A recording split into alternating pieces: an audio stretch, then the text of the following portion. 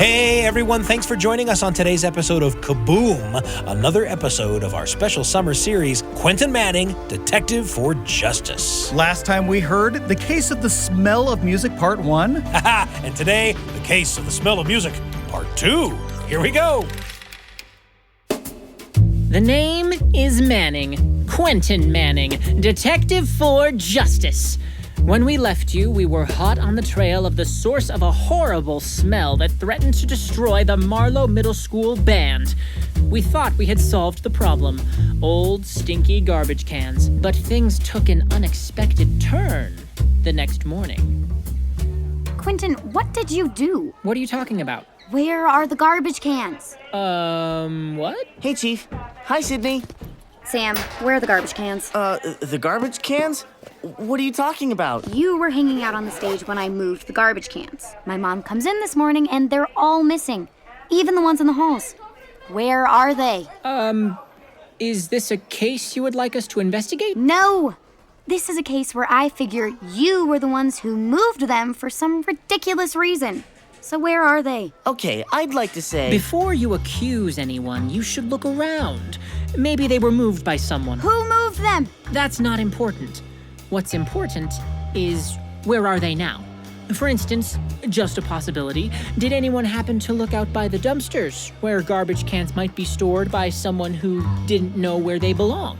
The dumpsters were emptied last night. There's nothing out there at all. Well, then the mystery is obviously solved. Someone must have moved them out by the dumpster, and the waste management company not only emptied the dumpster, but took the garbage cans next to them. Who knew that the poorly trained waste management technicians would have thrown away a garbage can? So, you're saying you put the garbage cans out by the dumpster? No, I'm saying there's a good possibility they were taken away. I didn't say who might have done it, although it might have been an accident. Wait till my mom hears about this. No, please don't tell her. We love your mom, and even if you think we did it, maybe we didn't.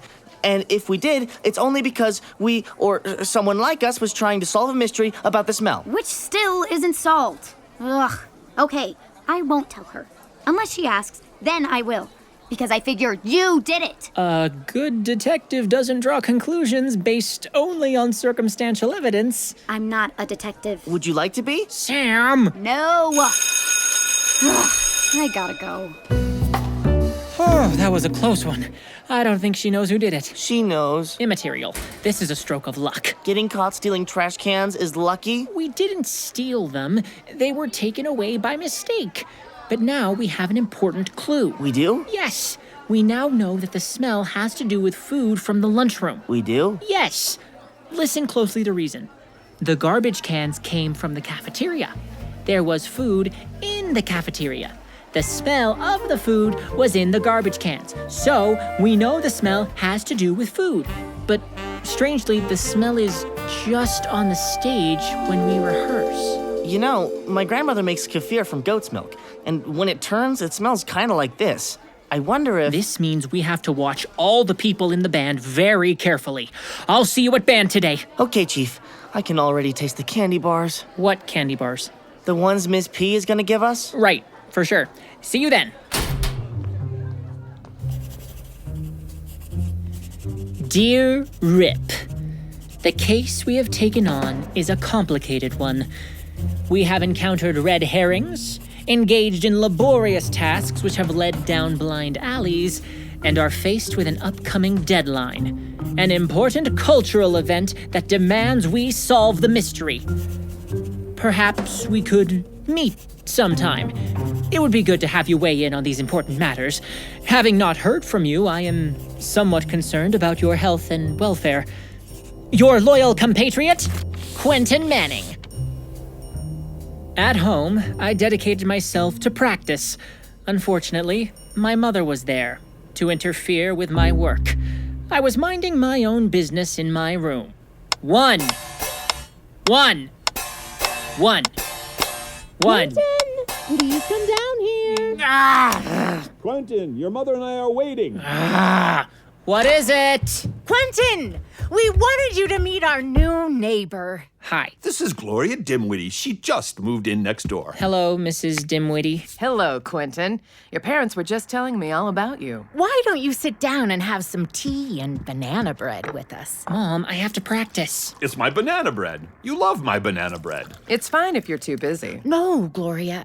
I just wanted Quentin to realize who is living next door to us. Your parents tell me you're quite a reader. Yes, ma'am. A bibliophile. A paramour of the lexicographic universe. Dad. Quentin, don't you recognize Mrs. Dimwiddie's name? What? She's only one of your favorite authors. Benny the Bunny. I'll never forget that series.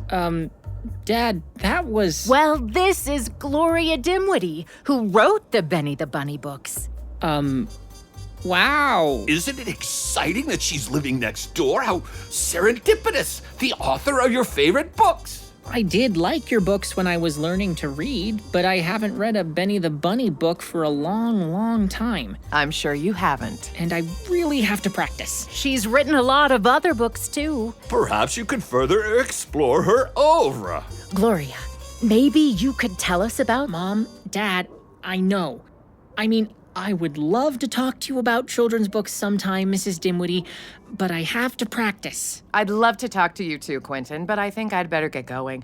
I still have a lot of unpacking to do. It was a pleasure to meet you. You too, Mrs. Dimwiddie. Our door's always open. Let me know if you need anything. And I'm happy to clear out the bramble in your backyard with my bush hog. Any computer problems at all, give a shout. Oh, that's so good to know. Thank you so much. Bye-bye. Quentin, I'm very disappointed in you. You could have been more polite. Mom, I have things to do. I thought you would have been more interested. You love reading, and she wrote some of your favorite books. I read those books in kindergarten. I'm reading more important, more difficult books now.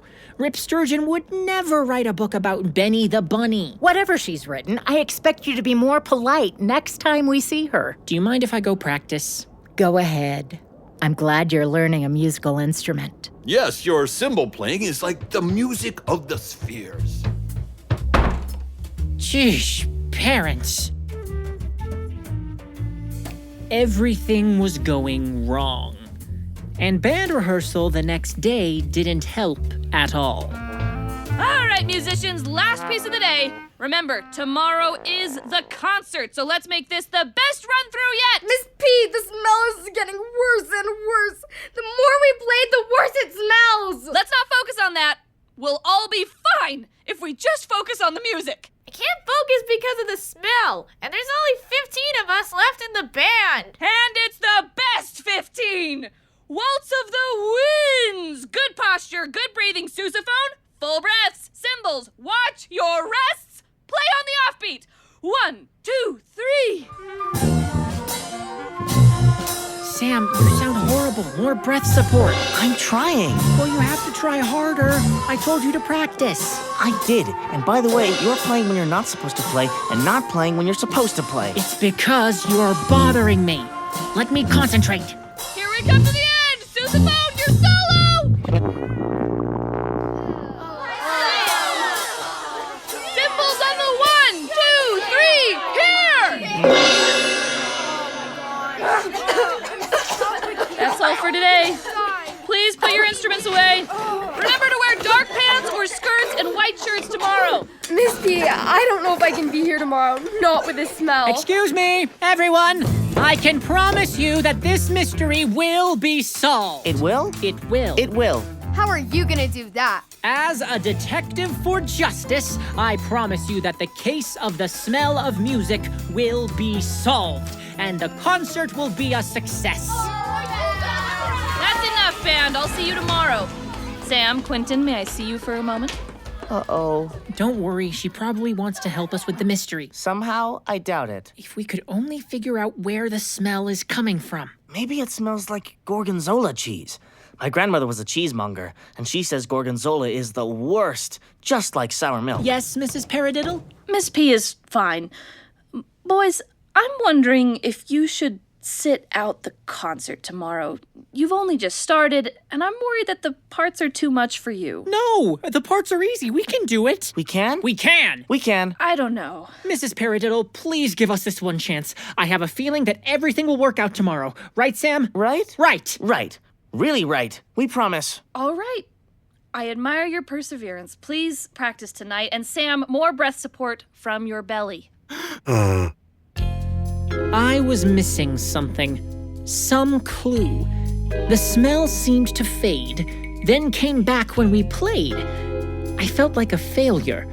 What would I tell Rip Sturgeon? Before the concert, Mrs. Paradiddle asked Sam and I to play softly, except at the very end of Waltz of the Wind, our solos. I assured her we would save the day. And so, the concert began. Things went pretty well, but Sam kept making mistakes. By halfway through the concert, the smell was working its way across the stage and out into the audience. But we played on, and then, as the Waltz of the Winds began, something unexpected happened. Mrs. Plum was bringing the old garbage cans onto the stage right behind me, in the middle of the performance. Mrs. Plum, what are you doing? Not now. This is where they go. Concert or not. Not right by me. I can't play next to a garbage can. Sure you can. I'll sneak out now. Oh, that smell. Wait, it is the garbage cans. Quentin, pay attention. Our big part is coming up. The horror. The smell. Here it comes. My solo. Look in the can. I see what's causing it. It's milk. It's the smell of sour milk. That's what I said at the beginning. Here's my part. I'm going to blow like I never blew before. Watch my breath support. And suddenly I realized where the smell was coming from. I should have known from the very beginning, but it meant I had to stop Sam. Sam, stop! Don't play! I have to. Really loud. Don't! It's sour milk! I know. I told you. Here goes. No! I know where it is! Stop it! Louder, Sam! Breath support! Louder! Here it goes. All my might. No! The milk is in the...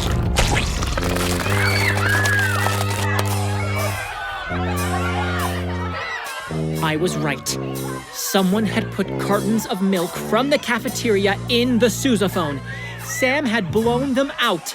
The milk spewed across the stage, all over Mrs. Paradiddle and out into the unsuspecting audience. But Mrs. Paradiddle could not be stopped. She kept conducting, and my solo was coming. Quentin, the cymbals! 1, 2, 3, now! I played excellently. The concert was over, but there was no applause. There rarely is for a detective for justice. His work is unheralded, unrecognized, and unappreciated. Hey, Quentin. Hey, Sam. You guys stink. And you smell. You stink and smell. And smell and stink. I ignored the catcalls. I had discovered the source of the smell, but I still wanted to know who might have put the milk cartons into the sousaphone. At the next band rehearsal, I was in for a shocking surprise. Boys, Sam, Quentin. Yes, Mrs. Paradiddle? I wanted to talk to you. I appreciate the time you spent with the band. Happy to do so. And I'm glad we figured out where the smell was coming from. Just doing our job. Maybe you could reward us with candy bars. They're $3 each. Never mind. But the students I mentioned who were on probation from the band have finished their time. And I think it's only fair to let them come back. So I think I'll ask you two to wait until next year to join the band. Really? But I love the sousaphone, and I have breath support. Yes, you do. But I think we'll let you wait. Could I ask who will be taking our place? Do you know Jimmy and Timmy Bermick? The Bermicks? So you do know them. That's it.